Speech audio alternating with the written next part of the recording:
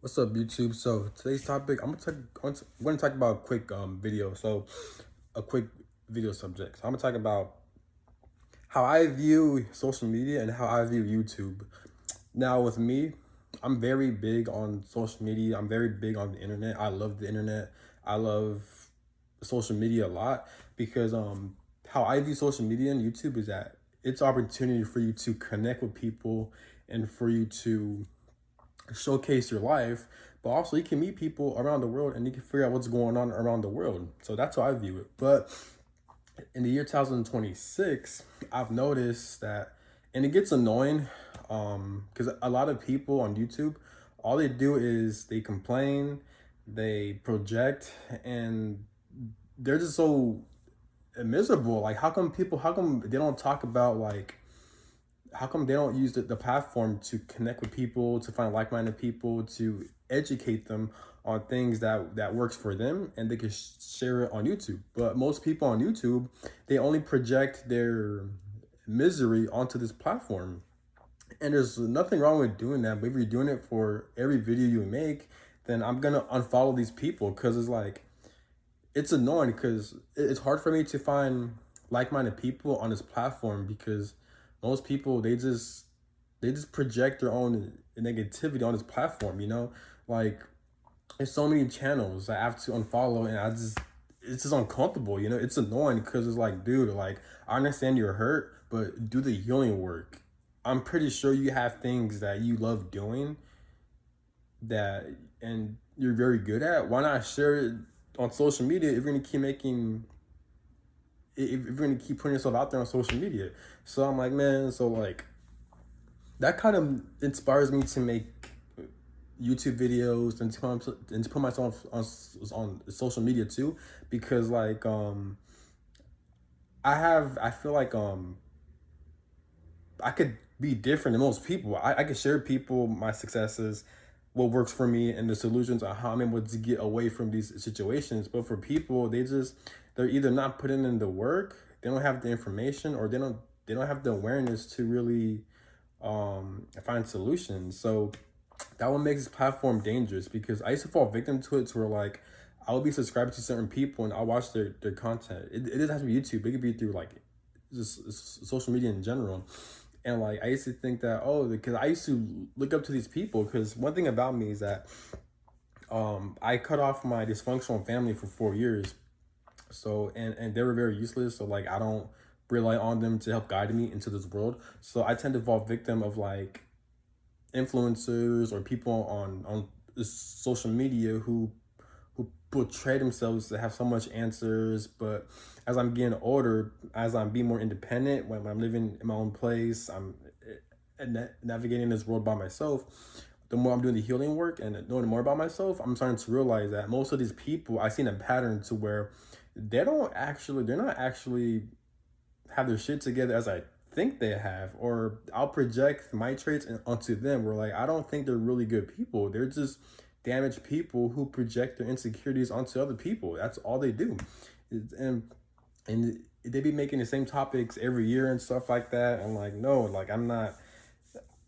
No, like, I'm not. I don't like it. It's annoying, So like, I just wish there's more people on social media who actually, instead of complaining and stuff like that, like, why can't they use this platform to help people? You know what I'm saying?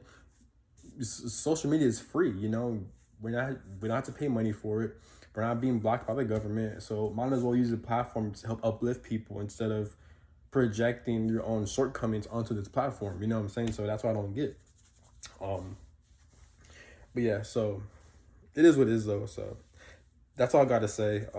It's really disturbing, honestly, because like, I could kind of see, because what people will do on this platform, and a lot of people do this. So they'll be feeling some type of way about life, right? Where like, they feel negative about themselves, they're not happy. So then they'll make YouTube videos, or it could be social media, and well, yeah, it could be YouTube, TikTok, whatever. And then they'll talk about certain subjects, thinking how life should be, or like how life is, but in reality, they're just projecting how they feel about themselves, and based on their own perception to their videos they're making, if that makes sense. So for example, so let's say someone who let's say they don't like a lot of women because they always have bad experiences with women, right? And they always experience like having breakups and stuff. They have this they don't feel they don't view women at a certain light.